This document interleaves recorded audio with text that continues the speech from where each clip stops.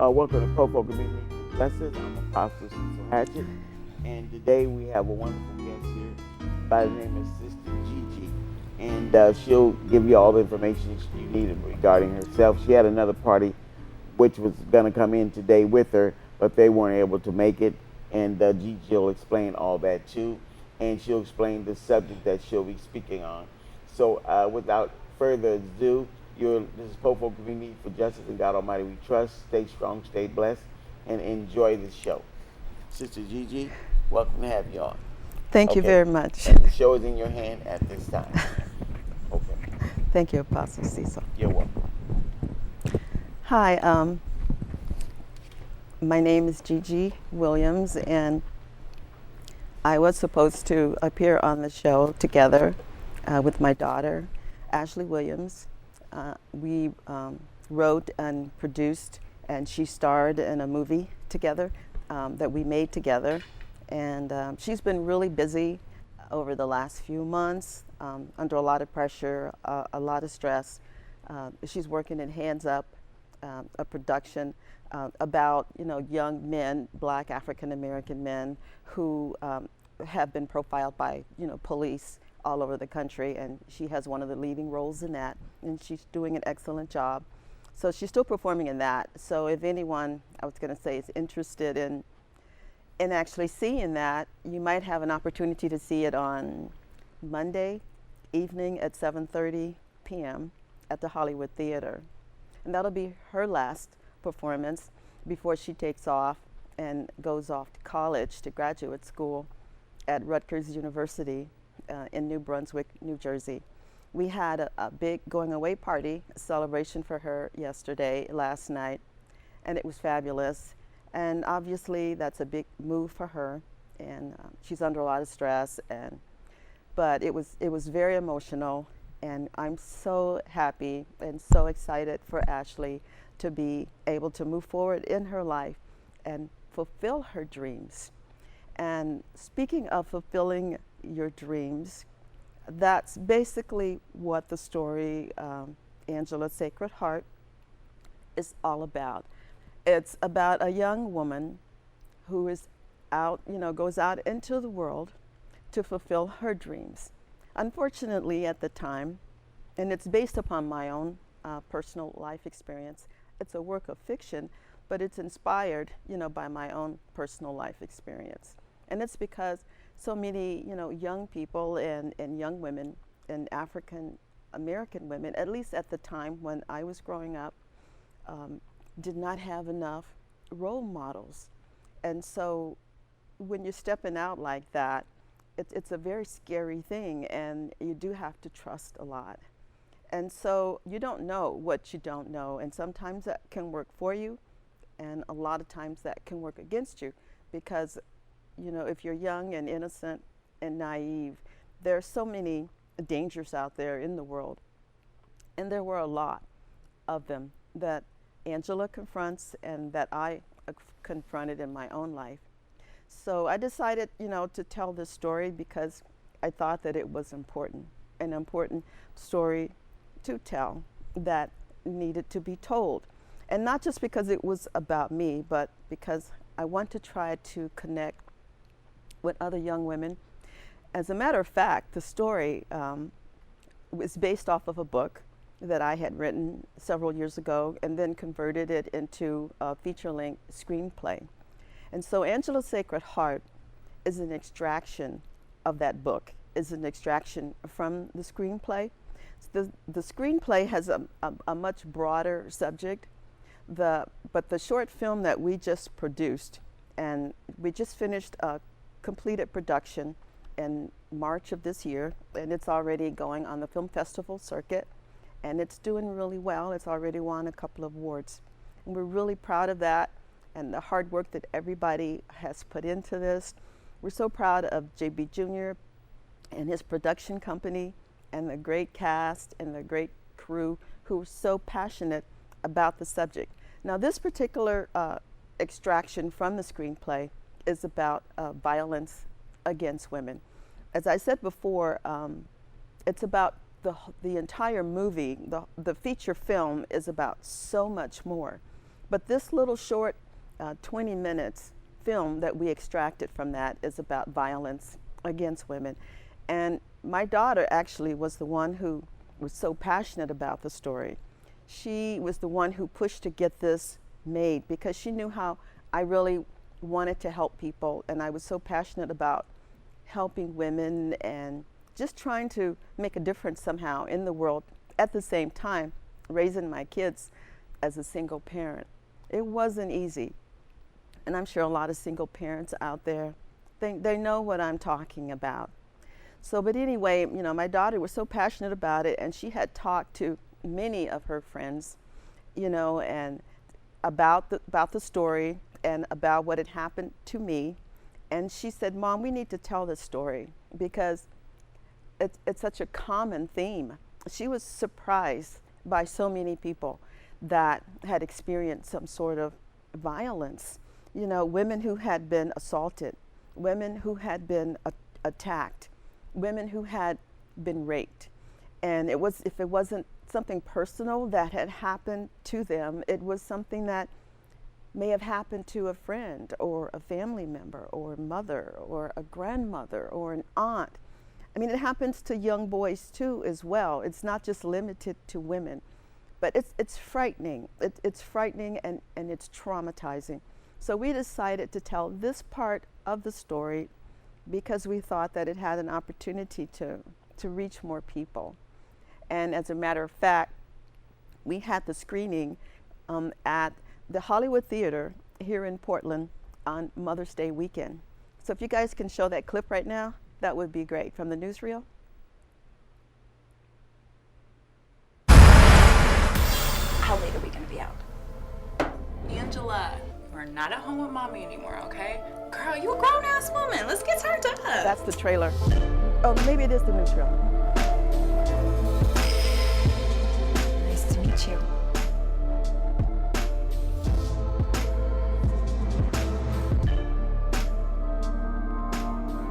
Well, that's the trailer. That's fine. Get out of the city with the stories. Because if it hasn't ripped your heart out already, trust me, it will.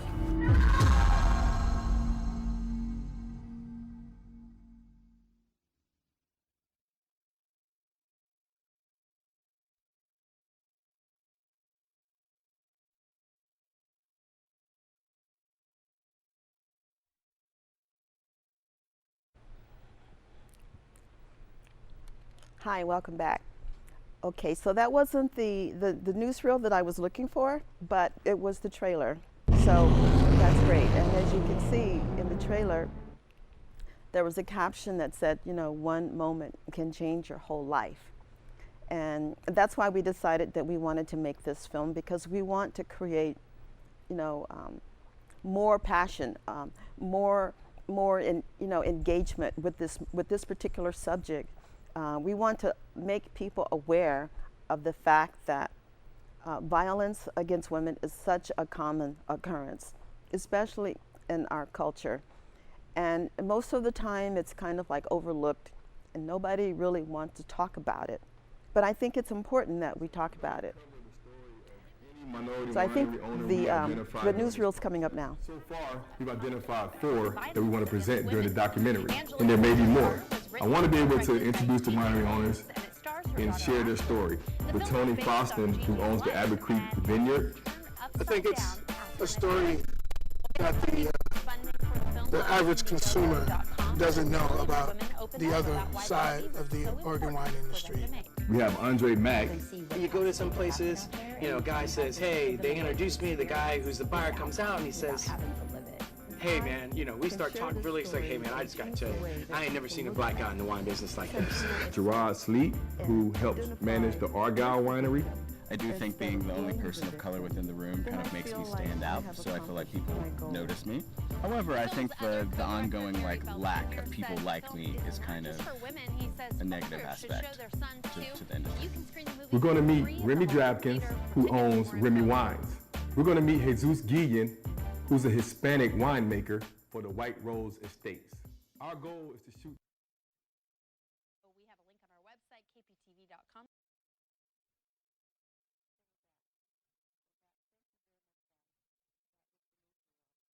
That beautiful young lady there on the screen, that was my daughter Ashley, as I said before, who's going off to grad school in a couple of days. So anyway, as I said, she really wanted to do this particular film, and because she is an accomplished actress, and she graduated from Cal State Fullerton with a degree in the performing arts, and she's going on to Rutgers University to graduate school for the same thing. And she's really passionate about her career, and she's really passionate about her life. And as a young, woman, African American woman, I want to try to support her in every way that I could, in every way that I can. You always want your children to have more. You want to try to create a better life for them. And I was so inspired by my own life that I really wanted, especially having girls, and African American girls, to do the best that I could to uplift them, to inspire them, to empower them. I wanted to be the best role model that I could be when there was a lack of so many role models in my life, in existence at that time. So she wanted to do this film, and she wanted to star in it. Well, obviously I had some reservations about that, but she said she really wanted to do it, and I was hoping that she could be here today and she could talk about that, because she has spoken about that before in the past when we did another interview. And she said that, she was so passionate about, because so many women had been damaged, and so many women have been scarred. So many friends of hers, so many people that she knew had been damaged by rape, or violence against women in some way or form or fashion. So she just really wanted to get out there and do her part as an actress to try to make a difference, and just to get that word out there. After we did the screening at the Hollywood Theater here in Portland, they were kind enough to allow us to use, one of their screening rooms, and it was packed. It was a full house. So I do believe that people are concerned about this subject, and I just really want to try to raise more awareness about it. I think that talking about things like this, and difficult subjects and painful subjects, we shy away from them, but I think that we should be doing just the opposite. We really need to get out there and talk about it. After the screening, so many people came up to us, women, young women, old women, with tears in their eyes, and they're saying to me and to my daughter, "I'm so glad that you told this story. I'm so glad that you made this film. You just told the story of my life. You just told my story," and that's so important. You need to have someone that you can identify with. When I was growing up and when I was a young girl, I had no one to identify with, no one. And I looked at the television, and there was nobody on television at all who looked like me. And so I had hopes, and I had dreams, and I had aspirations, but I wasn't able to really fully embody that, or the belief that it's possible, because I had no other role models who were representing that for me in my life. So either I could at least, I could succumb to the status quo and live a mediocre life, or I could step out into the unknown. I could step out into the world. I could step out in faith. I could step out in trust, and just believe in my heart that no matter what happened, I was going to be okay. Well, unfortunately, when you're a young girl without very much experience or role models, you really don't know what to expect when you get out there. When you step out there in trust and faith, you also have to realize that there are a lot of people that you cannot trust. Because you have an open heart, you can't assume that everyone else has an open heart. And that's what happened to Angela in the story. She has this open heart. She has this youthful, hopeful idealism. She has these big dreams about goals and things she wants to accomplish in the future. She wants to be a trailblazer for her family. She wants to be a role model for other young girls, but she can't because she keeps falling down and tripping over her own feet, basically. And so that's the journey, and that's what the entire story is about, and we're only looking at a small caption of it. So basically, when my daughter was doing the film, I had to monitor the film with her because I was the executive producer. So I was the executive producer, and I didn't realize, I mean, I knew how those type of experiences, violence against women, can cause you to have long-lasting effects. They leave scars, and not the kind that you actually can see on the outside. They leave deep scars, internal scars, and those scars never go away. And that's why I also want to try to make people more aware, and also to make the film not just for women, but I made the film for men, because I want men and I want young boys to understand the powerful impact that can have on a young girl's life. I think we take too much for granted. We live in this culture where you kind of ignore it and you blame the victim, and boys will be boys, ha ha ha ha kind of thing.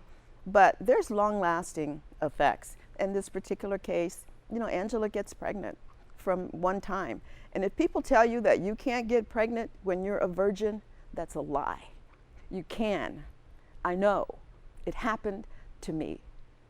And it can change the course of your whole life. And some people are not strong enough to be able to rise above that. But thank God I was, because every time I got knocked down, I was determined that I was going to get back up again. And you know how? I got back up because I knew that I could. I knew in my heart I could not give up. I could not give up on myself, no matter what. And no matter what got thrown at me in life, I knew that it was a test. And I go, okay, it's another test. Life is giving me another test. God, please give me the strength. I prayed for strength. And there were times when I really did feel like giving up. There were times when I felt like there was no hope. But I'm grateful that I never did really surrender to that completely. So many people give up. And when you give up, I think, in my opinion, your life is basically over. And I did not want that to happen. As long as there was breath in my body, I was going to keep fighting, and I was going to keep moving forward. I knew that somehow, eventually, I was going to get through it. I knew that somehow I was going to be able to learn from all the lessons, from all the experiences I had had in my life, and then somehow translate that in a way and transfer it to books, to writing, to films, to whatever, just so I could help other young girls out there and young boys. I'm not trying to blame anybody. I'm not trying to point fingers or anything. I just really want to help raise awareness. I want to help to make a better world for our future generations, for future children, for our sons, for our daughters, for your sons, for your daughters, for our grandchildren. You know, this is so important. And so that's why I wanted to tell the story. And also I wanted to also say that it's more than just a story about violence against women. And I'm so grateful for Brother Cecil, and for him and for the facilities here that allow me that opportunity to be here, to tell this story, to share this information. When I found out about it, my daughter was not going to be able to go on with me today. It was pretty frightening. But I decided that I need to honor my commitments, you know, and be in integrity in my word. And I'm really thankful and grateful that I'm able to do this and able to share this information.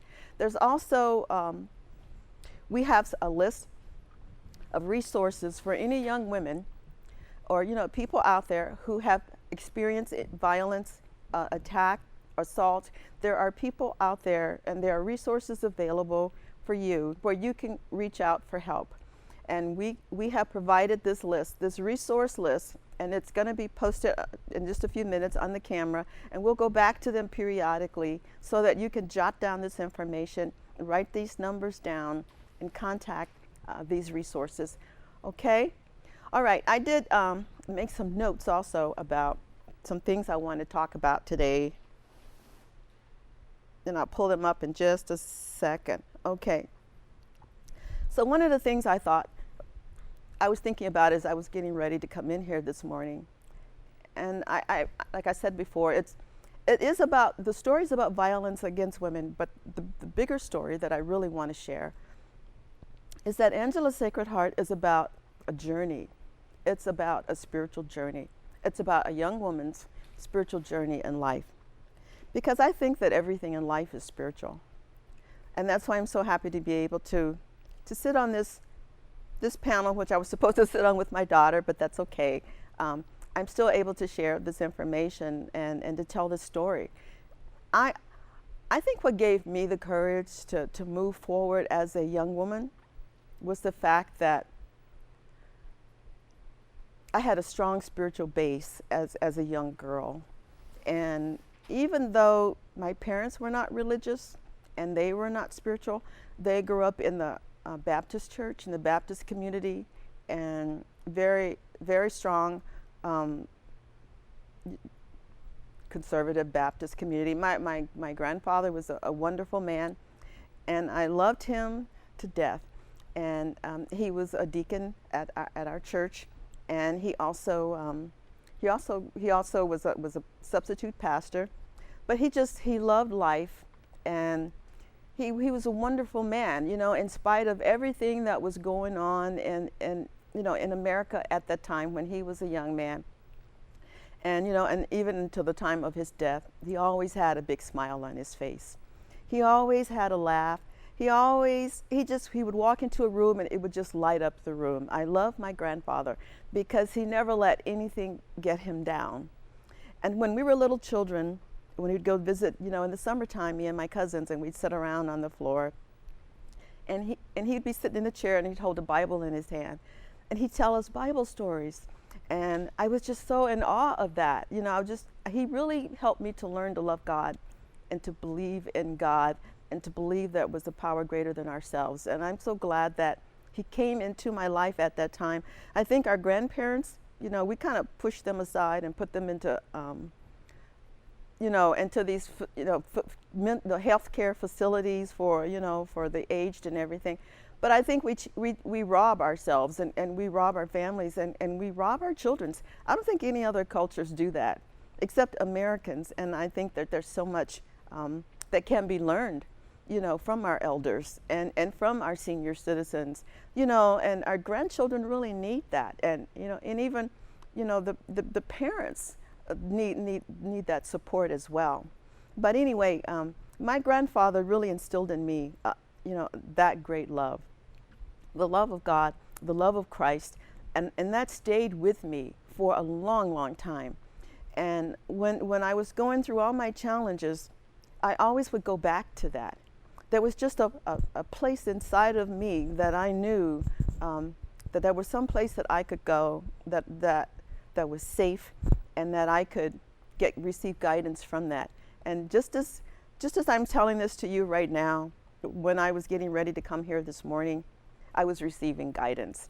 And I guess somehow I knew, or God knew, that I needed to be prepared for this, and gave me some things and some topics to talk about. And I try to be an honorable student who listens and pays attention to the guidance that I receive. And so I whatever I'm doing, I'll stop and I'll listen and I'll pay attention and to that still small voice. And then I'll step out if I need to, in faith and courageously, just like today. And that's been my motto. That's how I have learned to live my life. That's how I've learned to overcome obstacles and challenges in my life. And that's why I wanted to tell that story about Angela's Sacred Heart, because she inspires me. And and when my daughter was filming the scene, that really difficult scene, I felt really I felt for her. It was hard for me to watch it, and actually I talk about that in another interview I had a few weeks ago, that you never get over that kind of trauma. And as a result of that, and as a result of my childhood trauma as well, I do suffer from anxiety. And I think those kind of things can be avoided. I don't think that young people should be subjected to all kinds of violence at home. I don't think that it's healthy. And you know, I also heard somewhere that violence and trauma, it affects your frontal lobe at the front of your brain here, and it damages it. And you know, how your reactions to things change, how you process information, it changes. And so you are permanently changed by those type of traumatic experiences. And so as a result of my own personal experiences with trauma, even though I'm a courageous person who likes to walk, you know, in faith and take chances and go for my dreams, it's even more traumatizing for me, I think, than it is for the average person, because I have been traumatized in so many ways. So I have learned to live with that. It is a form of mental illness. It's a form of handicap. And we don't want to go around damaging more and more people, you know, and I want to be that spokesperson who can say, you know, enough is enough. You know, it's really time for us to start waking up. And when I was on my journey, that's exactly what it felt like. Once I got out into the world and was starting to pay more attention and starting to trip over my own feet and was making lots of mistakes like most people do, I learned to be forgiving of myself. I learned to stop judging myself. I learned that everybody makes mistakes. I learned that to be not only to forgive others, but to forgive myself as well. And that really changed my life, because I think for a long, long time, I was not loving towards myself. I think if you're loving towards yourself, and if you think that you are worthy, and you believe that you are worthy, you won't let anything or anyone abuse you or take advantage of you. And you won't put yourself into situations like that someone can harm you or harm can come to you. So it has been a long journey for me, and I'm very grateful for it, because when you're going through it, it feels like hell, and you feel like you're never going to make it through. And that's why I'm here to say to everyone out there that you can make it through. And you know, there is light at the end of the tunnel, and it gets better and it gets easier. And as you continue to learn, as you continue to grow on your journey through life, you'll be surprised at all the wonderful experiences and all the wonderful lessons and all the wonderful people that you will meet along the way who can help you along your path. So I just wanted to say a little bit about that, and I made some more notes. Let me take a look real quick.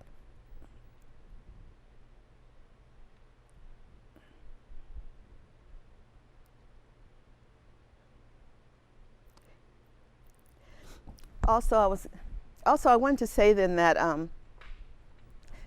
the book is, you know, in the feature film that we're talking about that I had written, is also about, it's like a hero's journey. Joseph Campbell talks about that, you know, the hero's journey. It's like this innocent who goes out into the world, and he's not really prepared, but he has a lot of faith, and he has a lot of courage, and he has a lot of hope. And so that's what Angela's Sacred Heart is about. And it's based upon a film, the feature film that I wrote, and the book that I wrote is entitled A Spring Semester in Paris. And I entitled that because that's what happened to me. I went on a spring semester in Paris, and it was a journey. It was a traumatizing experience, but it was one of the greatest experiences of my life. And one of the reasons why it was so traumatic is because I had to break free. It was like waking up from a dream and realizing that the dream of your life was an illusion. And the status quo and all the things that you were taught to feel and taught to believe and taught to act, and all the limitations that I had believed or did not want to believe, they were not real. So I learned that by standing up for myself and going for my dreams, even though there was tremendous resistance around that, because people really do react when you try to change your life, or you change the way that you react to them. It can create a crisis in your life. And so, but you have to be strong, and you have to have faith, and you have to believe in the guidance that you are receiving. You know, there was a film that I just saw the other day at the Hollywood Theater, and it was called Ascent. And it was about African American men, African American, you know, students from inner city schools who decided that they wanted to climb Mount McKinley. And so no one had ever done that before. And you never see many black people participating in outdoor sports, especially snow skiing or mountain climbing. And so they decided to make a documentary about that. And, you know, these young kids from the inner city, they all got together and they had teachers, you know, and experienced mountain climbers. And they went on go get funding, and they raised money in social media to raise some money to send these young kids, you know, to Mount McKinley, to have this experience, to climb this mountain. And I loved the film. It was just an amazing film, and amazing experience. And one of the reasons why many of the sponsors said, and the teachers involved, and the students wanted to go, is because it was something that they never had a chance to do. That was not something that is actually promoted in the black community. Black kids don't even think about the opportunities of climbing mountains. And for one thing, you know, they're so busy trying to survive. And for another thing, it's the cost factor. And another thing is it's basically, it feels like it's an elite type of sport, limited, you know, to well-heeled, you know, white men, successful white men with money who can afford to do that.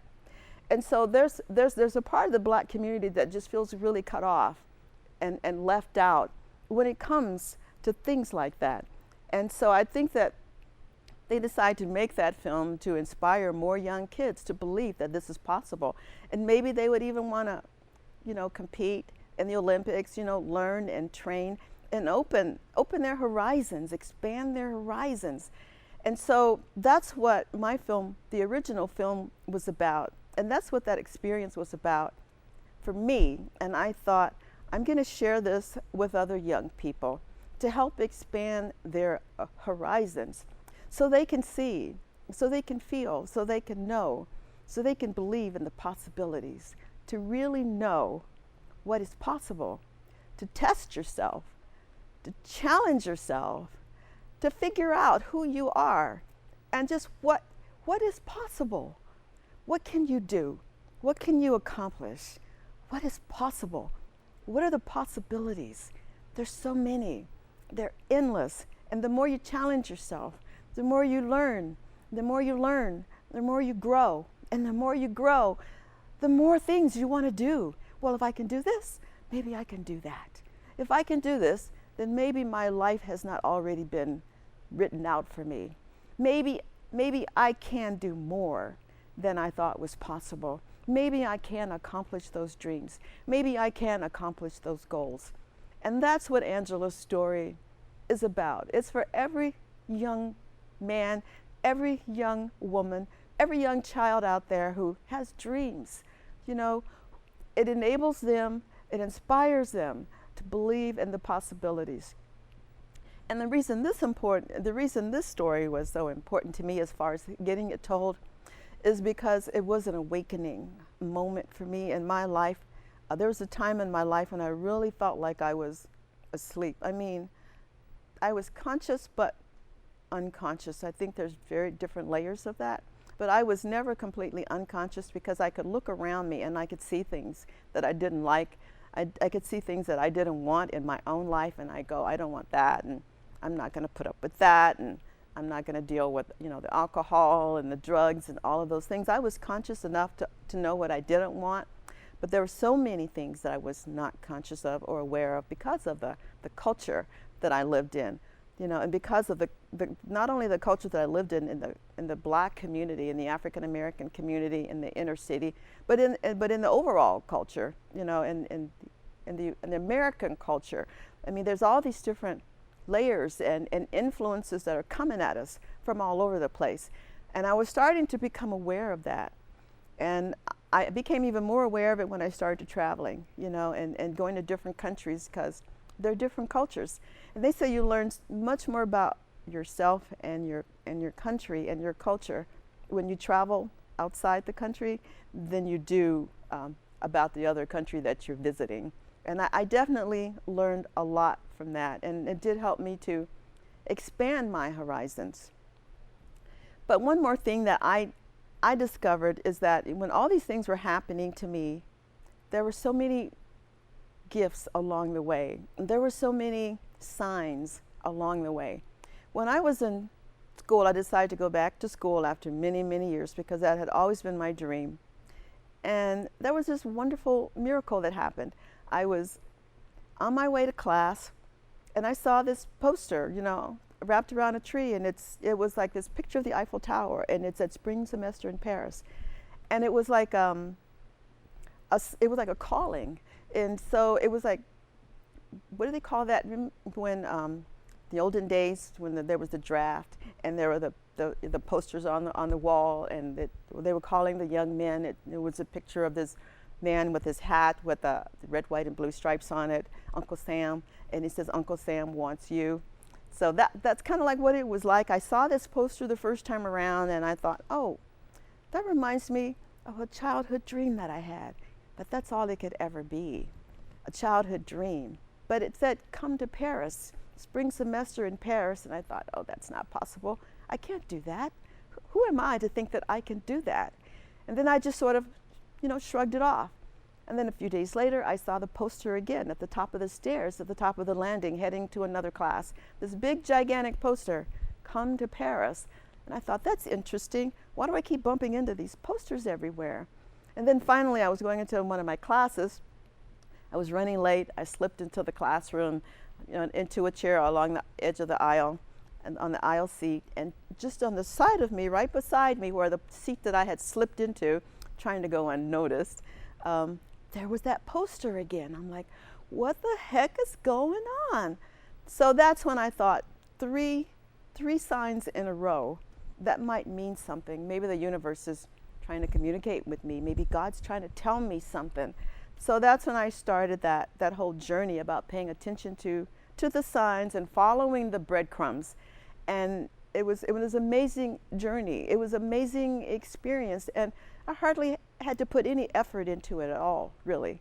Because I believe that that's what happens when you're on your path, when you're on your journey, when you're fulfilling whatever God's plan is for your life. You don't have to push that hard. You don't have to fight that hard. The doors will just open for you automatically. You don't have to force, you don't have to struggle. And before I knew it, it was happening. And so I just had to go with the flow because it was happening so quickly. And that's how quickly things can change. That's how quickly your life can change. But there was so much resistance around that. And I did have a lot of challenges, mostly from my family, because no one could really understand what it was that I was going through. And it was hard to explain it to people. How do you explain something like that? That there's this strong calling that you have and you feel like you need to honor it and listen to it because it feels like it's coming from something greater than yourself. But I had to have the strength and the courage to move forward, in that process. And I never felt alone. And that was the wonder of it. That was the beauty of it. That was the magic of it, that God was with me the whole time.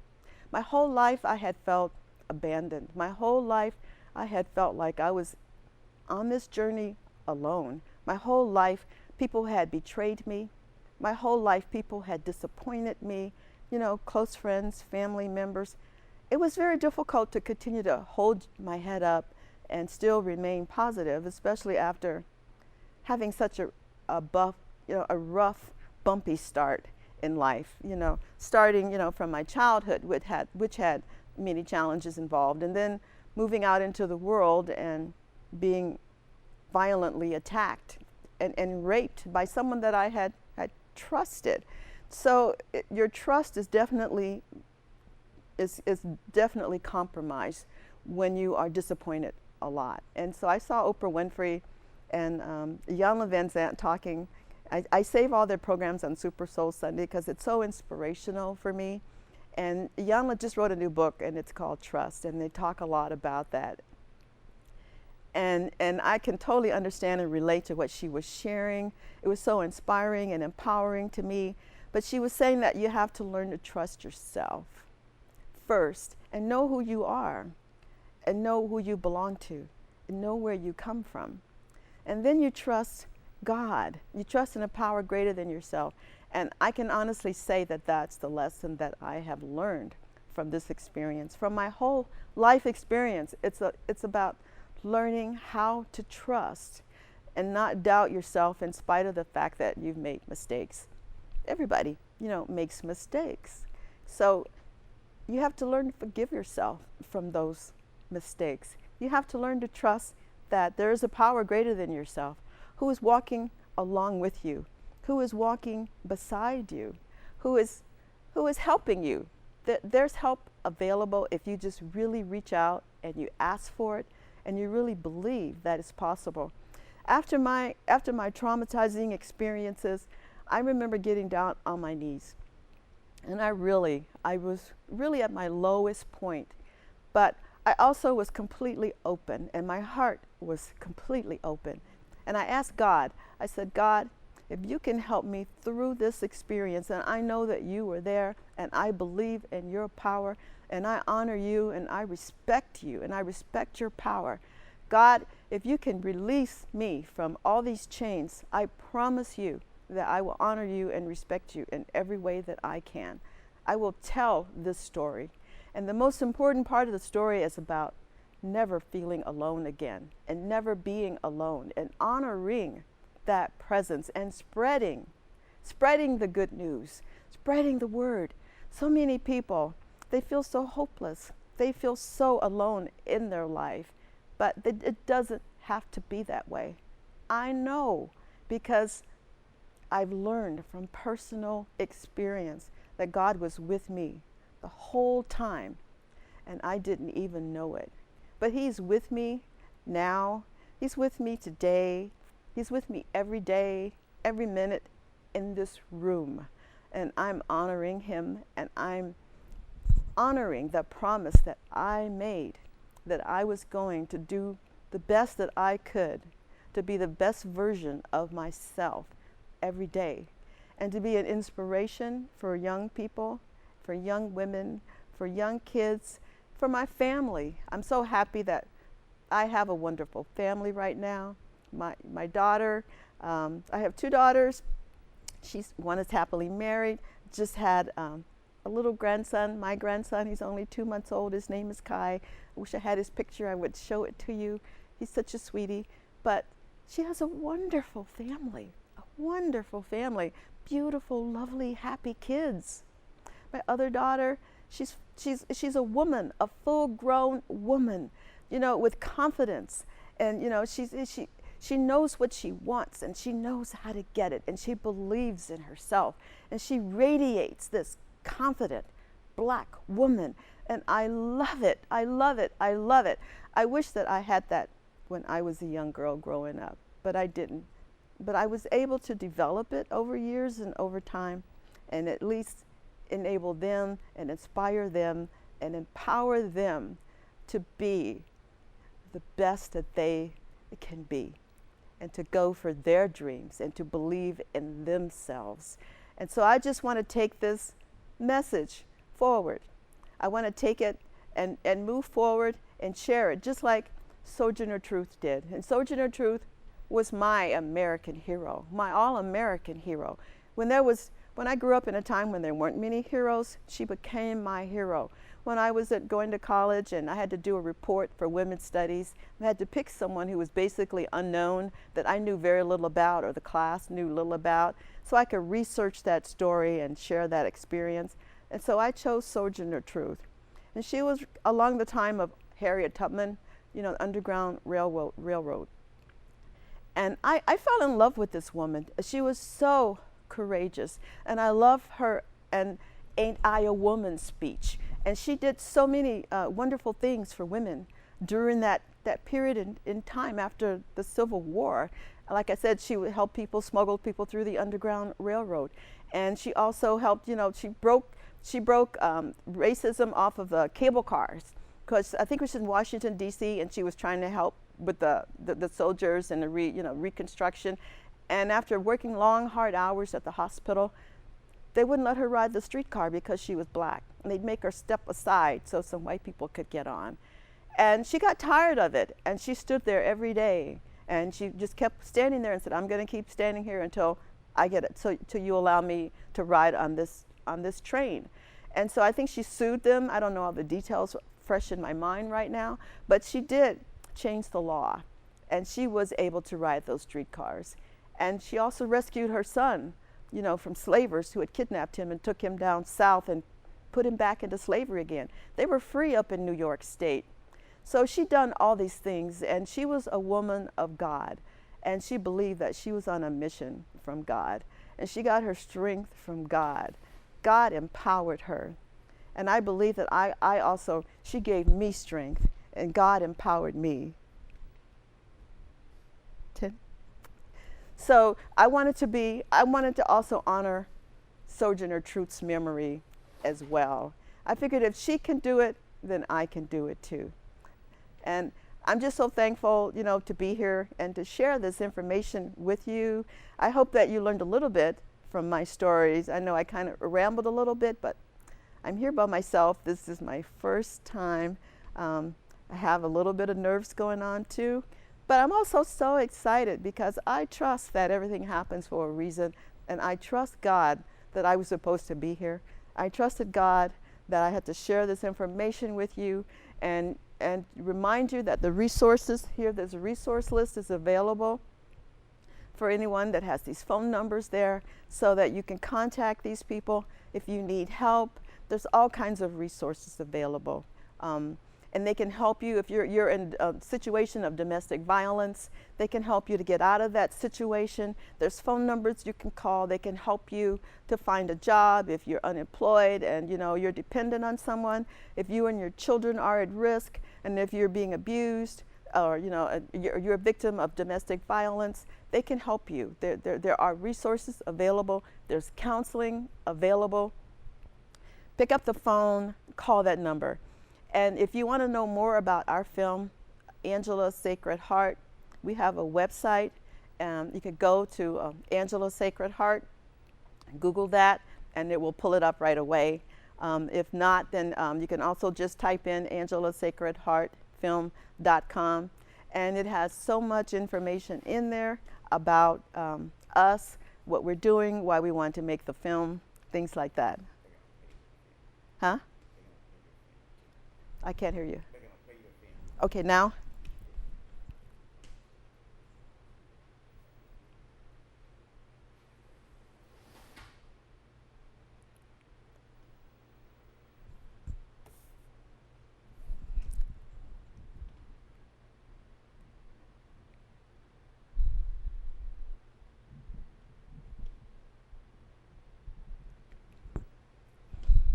Gonna be out. Angela, we're not at home with mommy anymore, okay? Girl, you a grown-ass woman. Let's get turned up.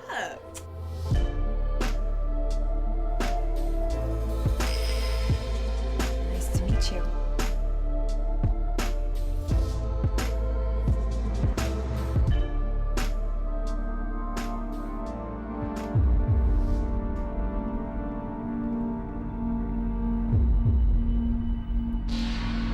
Get out of the city where you stolen the soul. Because if it hasn't ripped your heart out already, trust me, it will.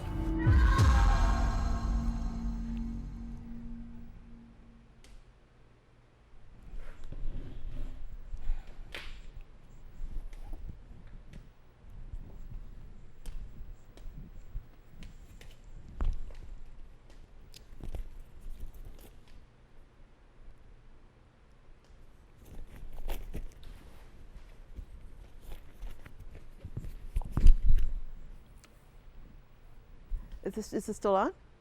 Bye-bye. Talk? Okay, thank you guys so much for joining us here today, for joining me here today. It's just been a pleasure for sure. I really appreciate you, and I appreciate Brother Cecil for allowing me this opportunity. Hope you all have a wonderful Sunday. Bye.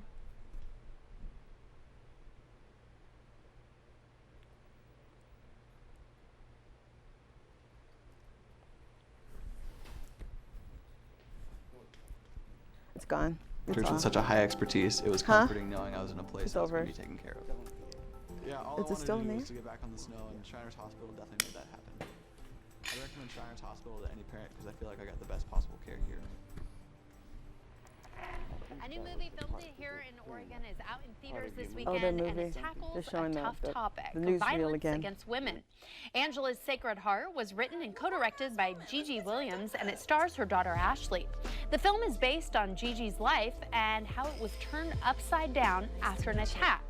While getting funding for the film on Indiegogo.com, the Williams women opened up about why the movie was so important for them to make. Let them see what possibly could happen out there and have them give them a way to experience this outcome without having to live it. If I can share this story and change the way that people look at sexual assault and identify with the victim instead of blame the victim, then I feel like I have accomplished my goal. The film's other co-director, Jerry Bell Jr., says the film is not just for women. He says fathers should show their sons too. You can screen the movie for free at the Hollywood Theater. For tickets and more info, we have a link on our website, kptv.com/moregdo. Story. Okay, here we're back. We're back. Okay. Welcome back, Popo Community for Justice and Sister Gigi. It showed your trailer, and we tried to get your newsreel to come up, but we kept going back and forth to the trailer. But I'm very happy to have had you on the show today. I think we have a few more minutes before we go off the air, so I'm very thankful for you coming on Popo Community for Justice. And what's the name of your program and your group? Could you tell the people out there in TV land? The name of the movie? Well, the movie itself, and then the name. You said your organization was called. What was the name of your organization? I don't have an organization yet. I do have a website. Okay, please tell us about it. The website is angelasacredheart.com. If you Google Angela Sacred Heart, it will pull it up. But the actual the name, when you type it in, the cursor, whatever you call that, it's angelasacredheartfilm.com. Oh, beautiful. Yes, angelasacredheartfilm.com. And I'm just very happy for you, and I greatly appreciate you coming on my show, Popo Community for Justice. And naturally, you did an hour show, which I'm happy for that too. I was looking forward to you and your lovely daughter, both of you lovely ladies, coming on doing the show. I know, but me too. You weren't able to come, and then I was hoping that people would have called in to talk to you. I don't think we gave the number out. I don't think she did that yet. I think or not. it showed on the air. Oh, it But did? nobody called in. And the mic that was sitting there in front of you, if you'd have put your phone on speaker, if they'd have called in, you could have talked to them on your telephone. Oh. But if they want to call you in the future, is that all right for them to call you again in the future? Sure, Okay. absolutely. Okay, so Sister Gigi, I'm very, very happy you came today, and I greatly appreciate you showing up, and I would love to have you in the future come on. And Thank you so much. My friend was, Brother Steve was talking about Soldier of Truth.